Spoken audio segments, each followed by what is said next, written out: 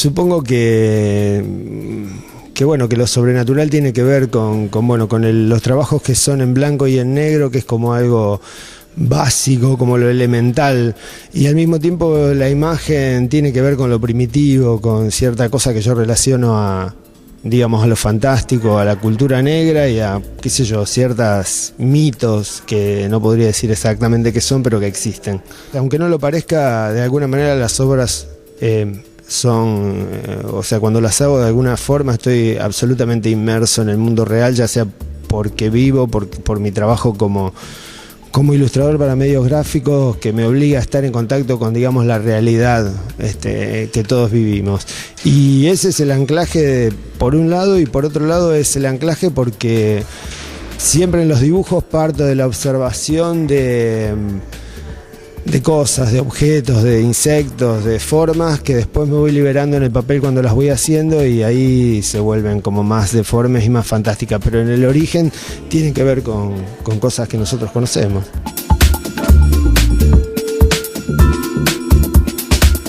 Hay una parte de la obra que son, por ejemplo, esta vaca y aquella, donde, digamos, la situación surgió acerca de, estar en un lugar que próximo había un montón de vacas, y me puse a observarlas y a dibujarlas, siguiendo un poco la lógica de mi trabajo. Cuando ya estaba planteada la forma básica, lo que hice fue empezar a deformarla. De hecho, esa boca, digamos, es como algo que rompe un poco la figura y en la cabeza transformada en un cono. De alguna manera, luego armé esta situación con este personaje que está como tratando de echar, digamos, a esta vaca que estaría de algún modo, qué sé yo, parada en algún camino impidiendo que la gente pase. Pero son conjeturas. En realidad lo concreto es que parte de una observación formal y que después, cuando yo le intervengo y la hago jugar con otros personajes, puede tomar otro sentido para personas diferentes.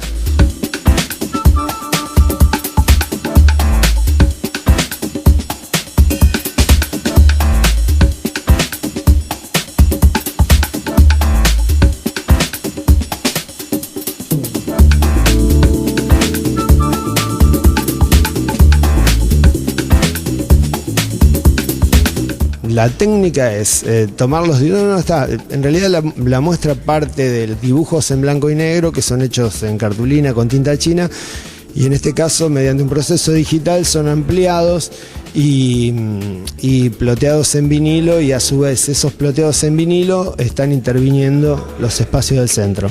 Cuando yo concebí los dibujos siempre lo pienso más desde lo formal, más que un guión determinado. De alguna manera el guión viene por ahí por el curador, que es el que por ahí elabora una idea o una teoría, o va hilvanando, por así decirlo, las piezas por afinidades y demás, pero no hay un recorrido obligatorio.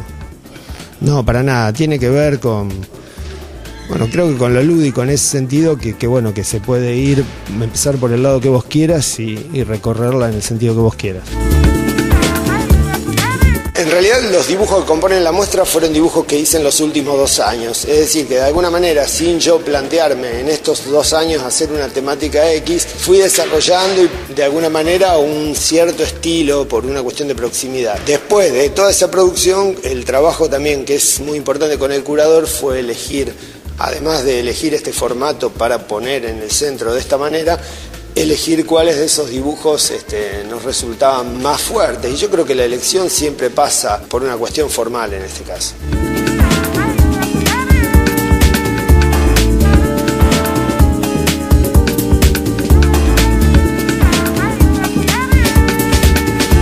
Eso es medio complicado, no sé cuál es el concepto tradicional de belleza. De todas maneras, yo lo que trato es...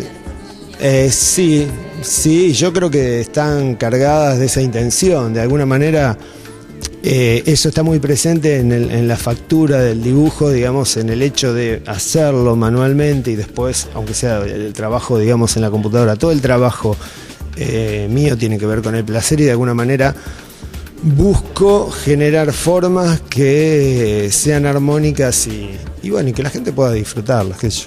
Sí tiene que ver.